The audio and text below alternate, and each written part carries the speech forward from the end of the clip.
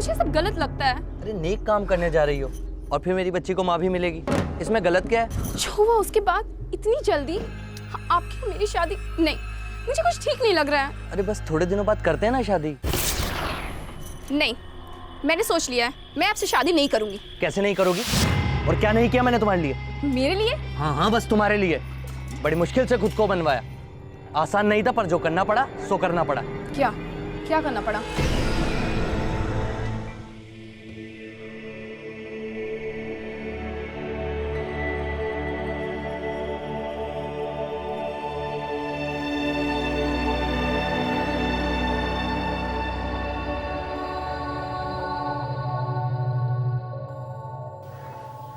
खाना खा ले बेटा। नहीं, मुझे माँ चाहिए। थोड़ा तो खाना खा ले। नहीं, मुझे माँ चाहिए।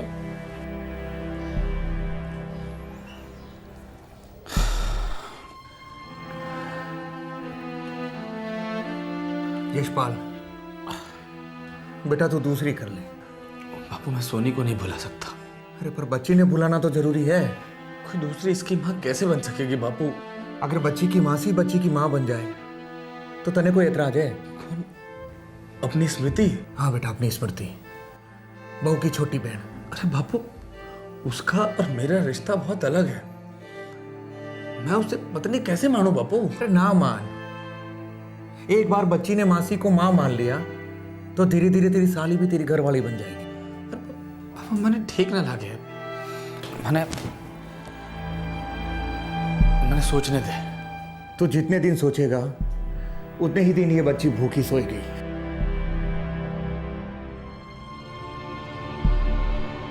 कल सवेरे सवेरे जाकर तेरे ससुर से बात करते हैं।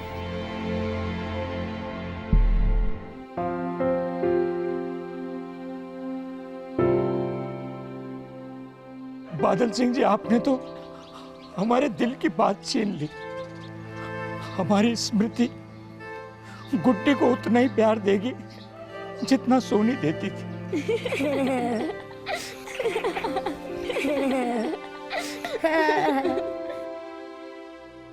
बेटा यशपाल, तुम चुप क्यों हो? पिताजी, जब से सोनी गई है तब से कुछ कहने को मन नहीं करता है। क्योंकि सवाल गुड्डी की जिंदगी का है, इसलिए जो आप लोगों को मंजूर हो, जो गांव की पंचायत को मंजूर हो, वो मुझे भी मंजूर है।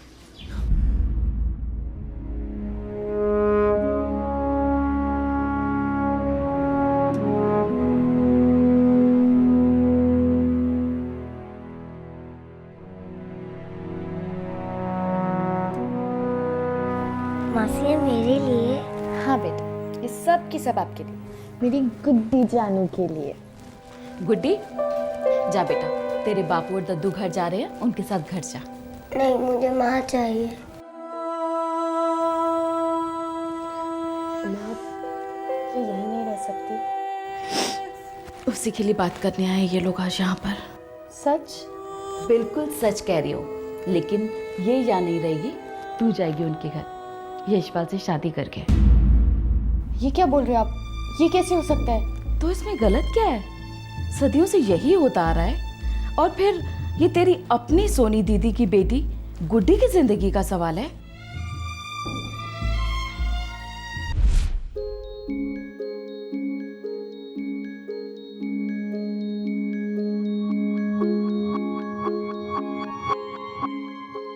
ये तो मम्मी है, ये तो मासी है। गलत मेरी गुड्डी जानो।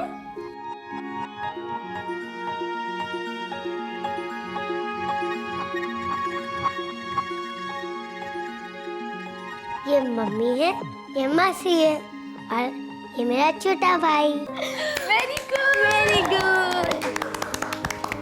क्या बात है भाई, हमारा स्वागत तालियों के साथ किया जा रहा है? पापा आ गए। आजा आजा आजा आजा आजा। नहीं जीजा जी, ये तालियां आपके लिए नहीं है, ये तालियां तो हमारी गुड्डी जानू के लिए हैं। हरियाणा की सबसे तेज लड़की। अच्छा। बिल्कुल अपनी माँ पे गई है। हाँ, सिर्फ और सिर्फ अपनी माँ पर गई है। देख लो साली साहिबा, अगर अपनी दीदी की इतनी ज्यादा तरफदारी करोगी ना, तो ये जो हम जलेबी लाए हैं, ये हम और हमारी गुड्डी बिटिया दोनों मिलकर खा जाएंगे। जीजा जी, अपने लिए जलेबियां लाए? जी हाँ। तो खिलाइए जल्दी। लीजिए। क्या बात है, हमारे लिए तो कभी नहीं लाई जलेबी, अब साली साहिबा आई है तो जलेबी। लो कर लो बात, तुमने कभी मांगी ही नहीं, अब खा लो। ये लो, ये जो जलेबी है हमारे छोटे वाले गुड्डे के लिए। चलो चलो मुंह खोलो। छोड़ो जी, मैंने नहीं खानी जलेबी। ये बात भी सही है, भला एक जलेबी दूसरी जलेबी को कैसे खा सकती है, हैं? ओए ओए क्या बात है। क्या बात है, चलो इस बात पे खा लो। चलो चलो चलो। आइश।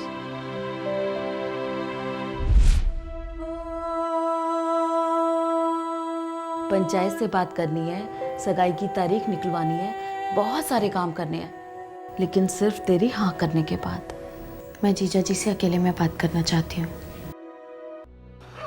देखिए स्मृति, अगर तुम्हें कोई एतराज हो तो कह देना, कोई बुरा नहीं मानेगा। तुम्हारी अपनी जिंदगी है, तुम्हारे अपने अरमान हैं, कुट्टी का क्या है, वो ठीक हो जाएगी। ठीक नहीं होगी। मैं दीदी की जगह तो नहीं ले सकती, लेकिन गुड्डी की माँ बनने को तैयार हूँ। तुम दिल से कह रही हो? मुझे दीदी की जगह लेना अजीब लग रहा है, कुछ गलत लग रहा है। ऐसा लग रहा है जैसे मैं कोई गुस्ताखी करने जा रही हूँ। गुस्ताखी तो नसीब ने कर दी है मेरे साथ स्मृति। मैं तुम्हारी दीदी से कम प्यार नहीं करता था, लेकिन वक्त आने पर मैं उसे बचा नहीं पाया। ये घाव कभी नहीं भर पाएगा स्मृति। आजा बाबू, आराम से। एक मिनट यहाँ पर रुको, मैं आगे से गाड़ी लेकर आता हूँ। जी, बस जल्दी आ जाना। जल्दी आ जाना। हाँ जल्दी आता हूँ।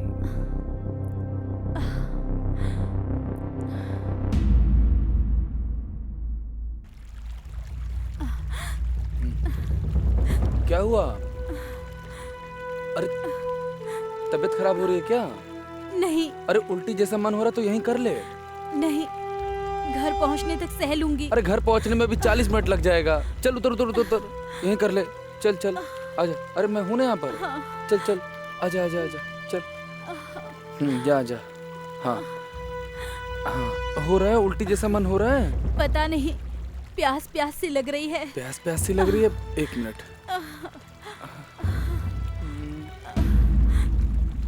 अरे सुनो, अगर उल्टी जैसा मन हो रहा है तो उल्टी कर लो तब तक, ठीक है? मैं पानी लेकर आता हूँ। हाँ। अपना ख्याल रख। हाँ।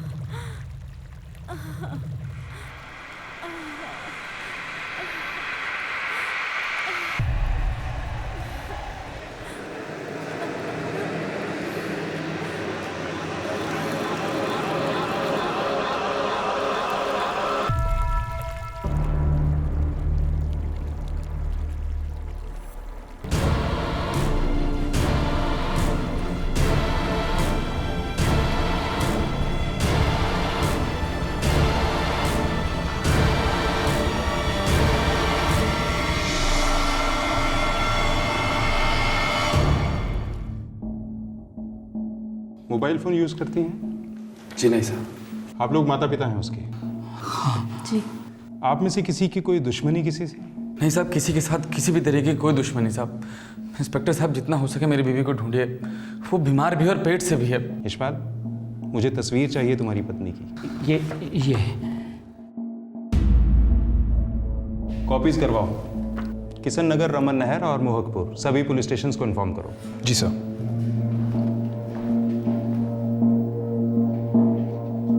आप बता सकते हैं कि शादी से पहले सोनी का किसी लड़के से कोई चक्कर, प्यार मोहब्बत वगैरह? जी नहीं, कभी भी नहीं। मेरी दोनों बेटियां तो सोना है सोना। और सर शादी के बाद भी इस तरह की कोई बात नहीं है सर। हम लोगों की 5 साल की बहुत अच्छी शादी है, ऐसा कुछ नहीं साहब। तुम्हें क्या लगता है, क्या वो नहर में गिर गई होगी? भगवान न करे वो नहर में गिर गई हो साहब। मैंने उसको वहाँ बहुत ढूंढा। हम थोड़ा और ढूंढेंगे।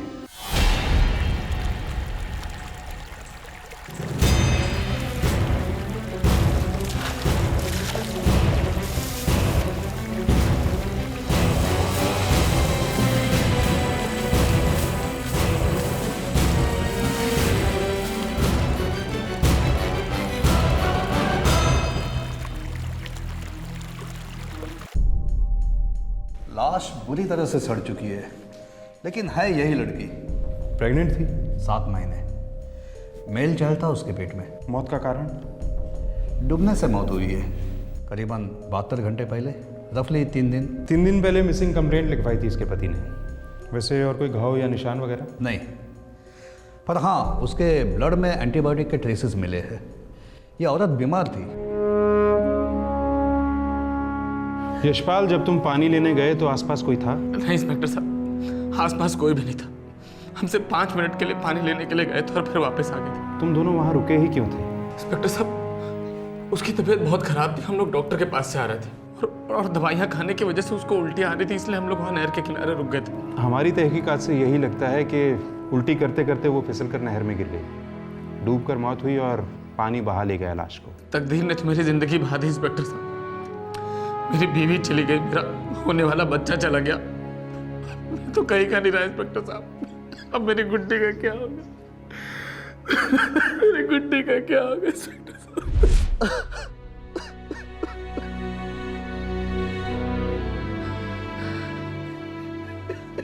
जीजा जी रोइए मत। मैं ठीक हूँ स्मृति। देखो स्मृति, तुम अच्छे से सोच लेना, पहले अपने बारे में, फिर गुड्डी के बारे में। मैं चलता हूँ।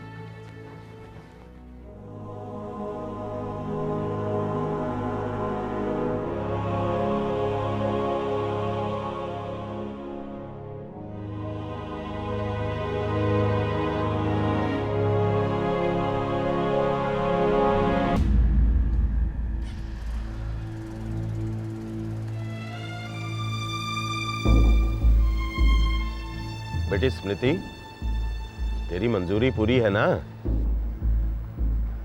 भाई सुंदर सिंह, हम पंचों को इस रिश्ते से कोई इनकार नहीं है। हमें लगता है तेरी बेटी नेक काम करने जा रही है और हम सबका आशीर्वाद है उसके साथ। बड़ी कृपा जी।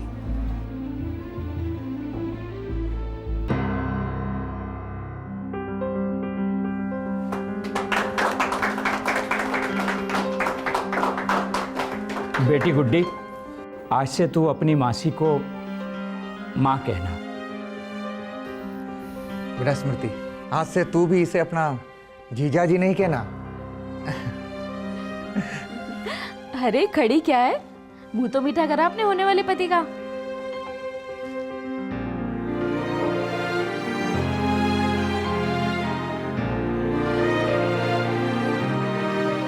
शुक्ला।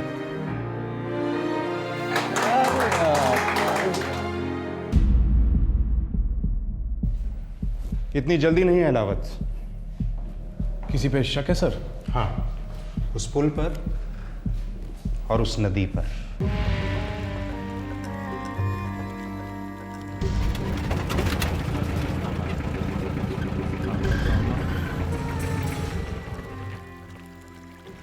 यशपाल के अनुसार सोनी यहाँ खड़ी हुई थी, इस तरफ मुंह करके। करेक्ट सर, लेकिन उसे उल्टी आ रही थी सर, तो हो सकता है वो घूमी हो और उल्टी करने की कोशिश में झुकी होगी और गिर गई होगी सर। 7 महीने पेट से थी वो, बीमार भी। इस हालत में खड़े खड़े इस तरफ घूमना उसके लिए आसान नहीं रहा होगा। और अगर उल्टी ही करनी थी तो नदी में क्यों, सामने ज़मीन पे भी तो कर सकती थी। तो उसे नदी में करनी होगी सर। ओके, शायद उसे नदी में करनी थी, लेकिन वो फिसली किस चीज़ से होगी? उस दिन तो बारिश भी नहीं हो रही थी। आपको शक है किसी पे सर?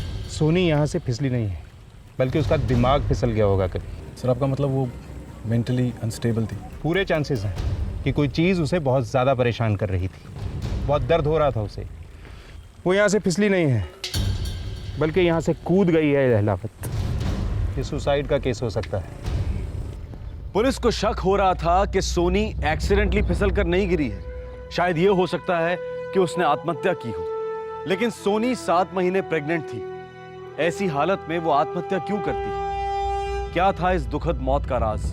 पुलिस ने अपने खबरी सोनी के ससुराल और मायके दोनों गांव भेजे। खबरियों ने खबर दी कि सोनी के माता पिता बचपन में ही गुजर चुके थे।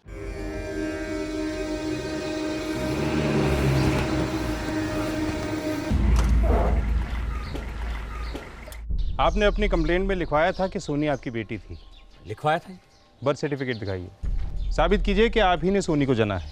सिर्फ बच्चा पैदा करने से और दूध पिलाने से कोई मां नहीं बन जाती है। आपने हमारे सवाल का जवाब नहीं दिया। क्योंकि आपका सवाल ही गलत है। फिर भी मैं आपकी बात का जवाब देता हूँ। सोनी को इसने नहीं, मेरी बहन ने जना था।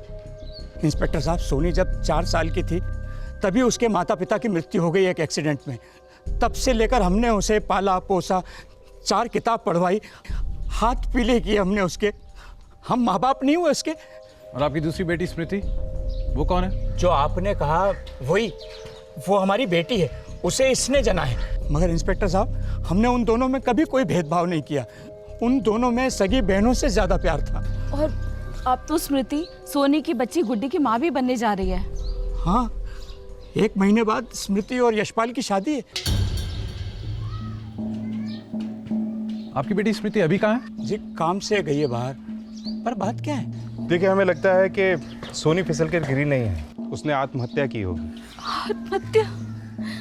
पर इंस्पेक्टर साहब, वो ऐसा क्यों करेगी, और वो भी ऐसी हालत में? जैसे आपकी बेटी स्मृति वापस आए उसे थाने ले आइएगा। हाय, पर ऐसा क्या पूछना चाहते हैं आप स्मृति से? देखिए सिंह साहब, अक्सर शादी के बाद लड़कियां अपने माँ बाप को वो सब कुछ नहीं बताती, लेकिन अपनी बहनों को बता देती हैं। और आप ही ने तो कहा है कि दोनों में सगी बहनों से ज्यादा गहरा रिश्ता था। और अब तो मासी माँ बनने जा रही है। ये सब गांठें बांध के रखना एक जगह और बिखरना नहीं चाहिए। ध्यान से करना सब। यशपाल। हाँ बापू। बेटा, पंडित जी ने अक्टूबर में 3, 13 और 16 तारीख को शुभ मुहूर्त बताया है। अब सोनी के जाने के बाद के शुभ और के अशुभ बापू, अब जो कुछ भी है आप जल्दी निपटा लो। और कोई बैंड बाजा बारात ना करना। मेरे दिल की तो जो है सो है। अब बेचारी स्मृति के ऊपर क्या बीती होगी भगवान ही जाने। हेलो, हाँ समझी जी। क्या हुआ? हे राम। अरे क्या बात होगी बापू? हाँ हाँ, मैं यशपाल को बता देता हूँ। क्या हुआ? तेरे ससुराल में पुलिस आई थी। पुलिस किस लिए? उनको शक है कि सोनी ने। अरे क्या शक है बापू? सोनी फिसल कर नहीं गिरी, बल्कि उसने अपनी जान दे दी बेटा। क्या? नामुमकिन। मेरी दीदी कभी सुसाइड कर ही नहीं सकती थी। कोई दुख, कोई दर्द कभी जिक्र किया हो? दुख सुख तो सबकी जिंदगी में चलता ही रहता है, पर ऐसी कोई बात नहीं थी। और दीदी तो बहुत जिंदा दिल इंसान थी, और ऊपर से पेट से थी। पति यशपाल के साथ कोई अनबन? नहीं, यशपाल जी तो सोने के बने हुए इंसान हैं। दीदी उनके साथ बहुत खुश थी। और अब तुम खुश रहोगी उनके साथ? गुड्डी की खुशी के लिए। और आपकी खुशी ये मायने नहीं रखती? माँ बाप की मर्जी है, पंचायत का जो फैसला है, मैं तो बस रीत निभा रही हूँ। अपनी मर्जी से? हाँ। खुशी से? आपको और कुछ पूछना है? मैं जा सकती हूँ?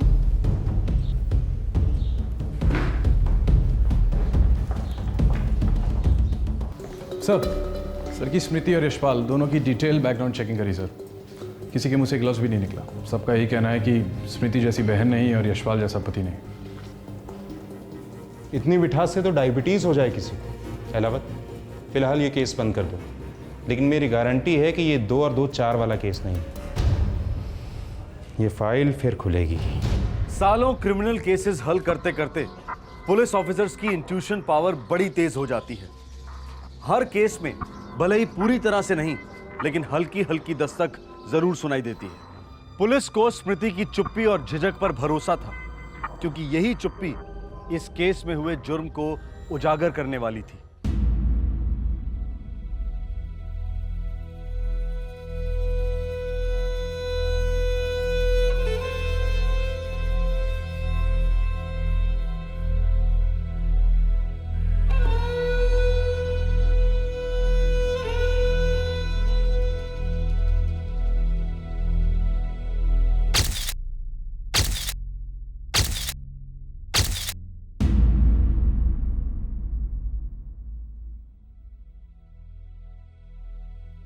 स्मृति, क्या बात है बेटी? तो कुछ बोल क्यों नहीं रही है? जब से थाने से आए एक शब्द नहीं बोली तू। देख, तुझे मेरी कसम है, कुछ तो बोल। स्मृति। माँ, बाबा, मैं ये शादी नहीं करना चाहती। पुलिस वाले गलत कह रहे थे बेटा। मैं जानती हूँ, लेकिन दीदी ने मुझसे कहा कि मैं गलत कर रही, और मुझे ऐसा नहीं करना चाहिए।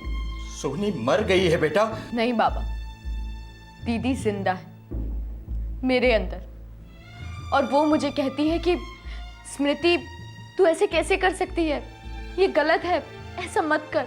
देख, मैं मानती हूँ कि तुझ पर दबाव है, पुलिस वालों ने कुछ भी अनाप शनाप बक दिया होगा और तू आ गई उनकी बातों में।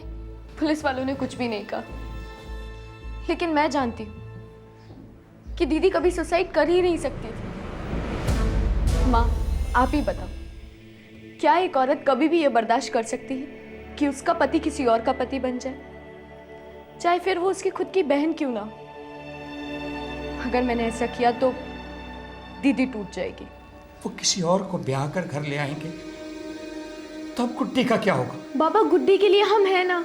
और हमारे जाने के बाद? बाबा, मैं गुड्डी का ध्यान रखूंगी, उसे पढ़ाऊंगी, लिखाऊंगी, सब कुछ करूंगी। तेरी अपनी जिंदगी होगी, तेरा अपना पति, तेरे अपने बच्चे, उन सबके बीच गुड्डी का क्या होगा? मेरे और गुड्डी के बीच कोई नहीं आएगा। मैं शादी ही नहीं करूंगी, किसी से भी नहीं। कैसी बापू? अच्छी है, लेकिन ये शादी का जोड़ा वापस कर दे बेटा। क्यों? ये शादी नहीं हो सकती। क्यों नहीं हो सकती? तेरे ससुर जी का फोन आया था। क्या बोले वो? बोले कि स्मृति का दिल नहीं है, वो बच्ची को तो उम्र भर संभाल सकती है, लेकिन तुझसे शादी नहीं कर सकती। छोटे बापू, होली है।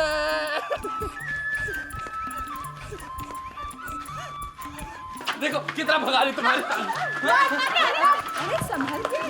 पापा, मौसी को भी रंग लगा। हाँ बेटा, लगा रहे तेरी मौसी पे रंग। हैं? ये किधर भागेगी तू? हैं?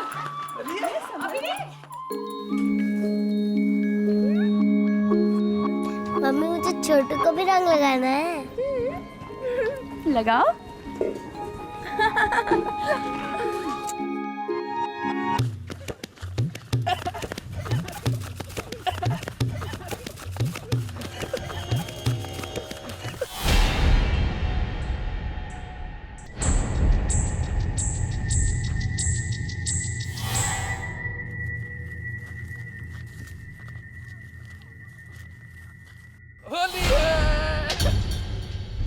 जीजा जी। यशपाल, हमारी मंगनी हो चुकी है और तुम्हारे हाथ में मेरे नाम की अंगूठी भी है। उतार दी मैंने। अरे तुम ऐसे हाँ कहकर ना कैसे कह सकती हो? मैंने दबाव में आकर हाँ कहा था, क्योंकि मैं दीदी की जगह कभी ले ही नहीं सकती। मुझे ये गलत लगता है और दुनिया भी इसे गलत समझेगी। पुलिस वालों को लगता है कि दीदी की आत्महत्या के पीछे आपका या मेरा हाथ है। ये एकदम गलत है। तुम्हारी दीदी कभी आत्महत्या कर ही नहीं सकती, वो तो फिसल कर गिर गई थी बस। मैं भी फिसलना नहीं चाहती। अगर मैंने आपसे शादी की तो मैं दीदी की नजरों में गिर जाऊंगी। मुझे माफ कर दीजिए जीजा जी, मेरे दिल में आपके लिए बहुत इज्जत है, पर मैं उस तरीके से कभी सोच ही नहीं सकती। और मैं किसी और तरीके से सोच ही नहीं सकता। बहुत बहुत ज्यादा, हद से ज्यादा प्यार करता हूं तुमसे। मैंने पहले तुम्हारे बारे में कभी ऐसा सोचा नहीं था, लेकिन जब तुम कुछ दिनों के लिए मेरे घर रहने आई, मेरे अंदर कुछ हो गया था। बस पहले ही दिन से प्यार हो गया था मुझे तुमसे।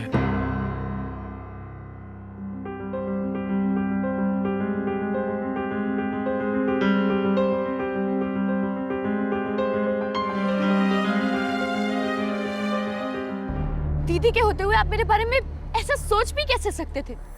पता नहीं, बस तब तुमसे प्यार हो गया था और अब बता रहा हूं। बस कीजिए, हाथ जोड़ती हूँ मैं आपके, इतनी गंदी बातें मत कीजिए। अगर मेरी शादी तुम्हारे से नहीं हुई तो मैं मर जाऊंगा। मैं तुम्हारे बिना नहीं रह सकता। वो 3 महीने जो तुम हमारे यहाँ रही थी, मेरी जिंदगी बदल गई थी। बस कीजिए जीजा जी, बस कीजिए। और जब से तुम गई हो मैं तड़प रहा हूँ दिन रात, और मैं जानता हूँ कि तुम भी तड़प रही हो मेरे लिए वैसे ही। अब हम दोनों के एक होने का टाइम आ गया स्मृति। जानवर से भी बदतर हैं आप। भगवान का लाख लाख शुक्र है कि मुझे सही वक्त पे सही राह दिखा दी। काश दीदी को भी शादी से पहले दिखी होती, कम से कम आप जैसे घटिया इंसान से तो बच जाती वो। घटिया ही सही, अब ये घटिया आदमी तुम्हें पाने के लिए किसी भी घटिया हाथ को पार कर जाएगा। एक घटिया हाथ तुम्हें पार कर चुका हूं। क्या क्या किया आपने? तुम्हारे और मेरे बीच में जो दीवार थी उसे मैं अपने हाथों से गिरा चुका हूं।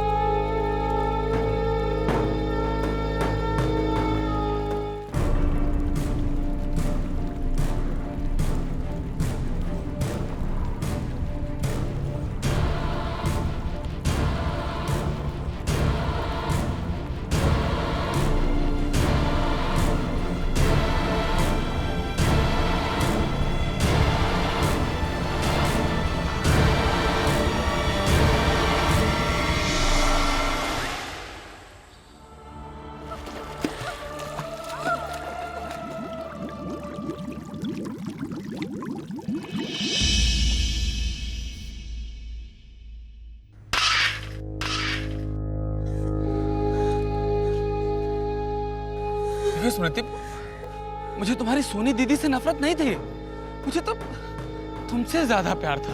कल किसी और से ज्यादा प्यार होगा, परसों किसी और से। नहीं नहीं, तुम बिल्कुल गलत समझ रही हो, ऐसा बिल्कुल नहीं। तुम्हें नहीं पता कि मैंने तुम्हारे लिए क्या क्या कुर्बानियां दी हैं। मैंने तुम्हारे लिए अपने सर पर हत्या का पाप मोल लिया है, नहीं सिर्फ तुम्हारी सोनी दीदी का बल्कि अपने बच्चे का भी जो उसके पेट में पल रहा था। भगवान तुम्हें कभी माफ नहीं करेगा। अरे प्यार के सामने भगवान भी मेरे लिए कोई मायने नहीं रखते। बस बस तुम मेरी हो जाओ। गुड्डी की कसम है स्मृति। गुड्डी को बीच में मत लाओ। गुड्डी तो हम लोगों के बीच में है। गुड्डी तो है जो हम दोनों को एक दूसरे से जोड़े रखेगी, नहीं तो किसी के बाप में दम नहीं जो तुम्हें मुझसे दूर कर सके। और ये मैं ये तुम्हारे लिए ये शादी का जोड़ा लेकर आया हूँ। अब तुम्हें अपनी नाव वापस लेनी होगी। अगर तुम मुझसे दूर गई तो देखना गुड्डी भी तुमसे दूर चली जाएगी स्मृति। अच्छे से सोच लो।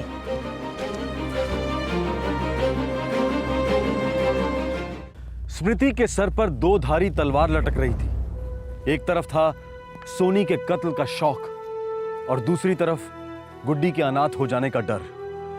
स्मृति की बहन सोनी खुद एक अनाथ बच्ची थी जिसे स्मृति के माता पिता ने पाला था, और स्मृति ये कतई नहीं चाहती थी कि गुड्डी पर भी वही कहर टूट पड़े। लेकिन यशपाल सोनी और उसके होने वाले बच्चे का कातिल था, पर स्मृति के पास इस बात का कोई ठोस सबूत नहीं था। स्मृति के सामने एक बहुत बड़ी विडंबना थी, धर्म संकट था।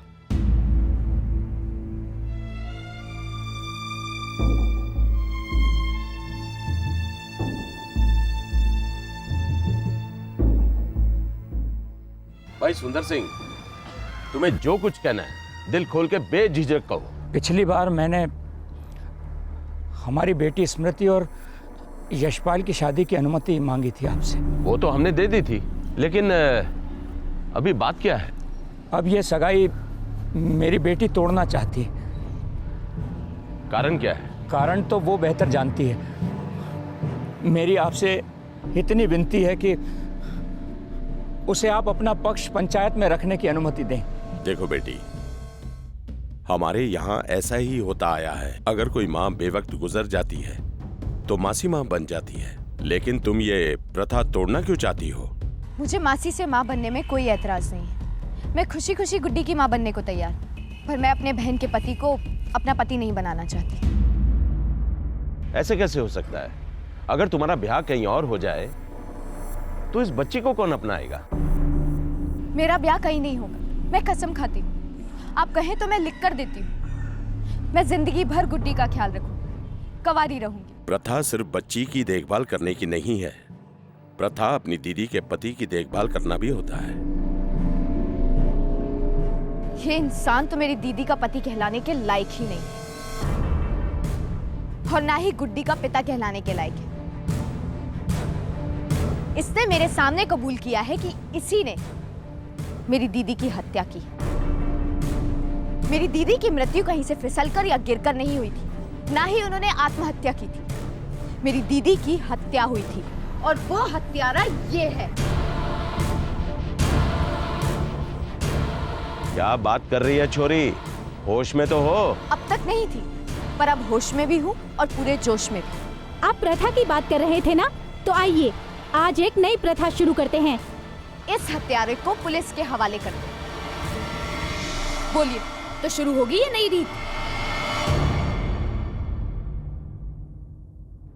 हमारे पुरुष प्रधान समाज में फैसला स्मृति के पक्ष में जाने की संभावना बहुत कम थी और पुलिस भी इस फाइल को क्लोज कर चुकी थी। स्मृति के पास कोई सबूत नहीं था, लेकिन उसके पास हिम्मत की कोई कमी नहीं थी। और सबसे महत्वपूर्ण बात यह थी कि स्मृति सच बोल रही थी। इस केस में पंचों की राय ने अपने आप में एक नई प्रगतिशील मिसाल कायम की। पंचायत ने स्मृति का पक्ष लिया और गांव में पुलिस बुलाई।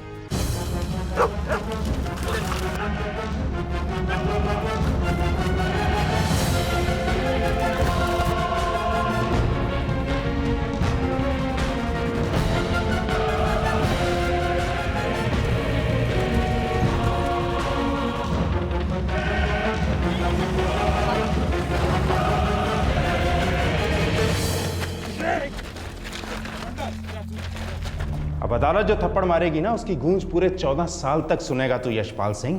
इंस्पेक्टर साहब, आप कुछ ऐसा कीजिए कि मुझे फांसी हो जाए। मुझे मेरी स्मृति ने पकड़वा है इंस्पेक्टर साहब। मैं जीना नहीं चाहता, मैं मर जाना चाहता हूँ। वो मुझे प्यार नहीं करती।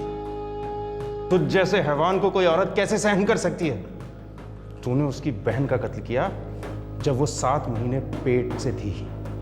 ये सब कुछ उसको बताने के बाद भी तू उससे मोहब्बत की उम्मीद कर रहा था। इंस्पेक्टर साहब, मुझे नहीं लगा था कि वो मुझे शादी से मना कर देगी, और मुझे ये भी नहीं लगा था कि मैं उसके सामने सारी बातें इस तरह से बोल जाऊंगा। और ये तो बिल्कुल भी नहीं लगा था कि वो मुझे पकड़वा देगी। इंस्पेक्टर साहब, मुझे बिल्कुल भी नहीं लगा था। नहीं लगा था ना, लेकिन अब लगेगी, बुरी तरह से लगेगी। तुझ जैसे प्रेमी हो दुनिया में तो नफरत करने वालों की जरूरत ही क्या है?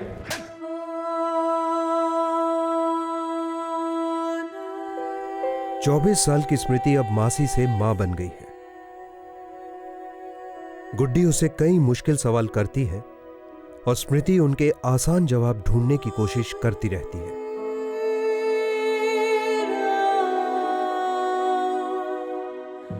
आज का ये केस अपने आप में अलग है, क्योंकि इस केस में पुलिस की कार्रवाई से ज्यादा एक साहसी लड़की की हिम्मत ने मुजरिम को पकड़वाया। मुजरिम को पूरा भरोसा था कि खत्म होती चली प्रथा उसकी विकृत सोच को सफल बनाने में साथ देगी, लेकिन सौभाग्यवश ऐसा नहीं हुआ। क्या सोनी की जान बच सकती थी? शायद नहीं, क्योंकि यशपाल की विकृत सोच कभी सामने आई ही नहीं। यह क्रिमिनल बुद्धि रातों रात पैदा नहीं होती, कई सालों से पनपती है, अक्सर बचपन या कुमार अवस्था से। जरूरी है इसकी दस्तक को सुनना, अपने लिए, हमारे लिए और सारे समाज के लिए। अगले एपिसोड में आपसे फिर मुलाकात होगी एक और चौंकाने वाली जुर्म की कहानी के साथ। अपना ख्याल रखें, सुरक्षित रहें। जय हिंद।